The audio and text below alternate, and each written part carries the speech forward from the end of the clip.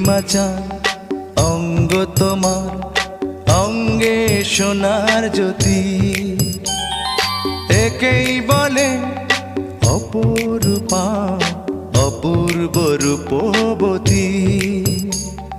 তোমায় নিয়ে অনেক বিপদ এই বুকের মাঝে থাকো, আমি জ্ঞান হারাবো মরেই যাব, বাঁচাতে পারবে না কো। ও আমি জ্ঞান হারাবো মরেই যাব, বাঁচাতে পারবে না কো। পড়ে না চোখের পলক কি তোমার রূপের ঝলক,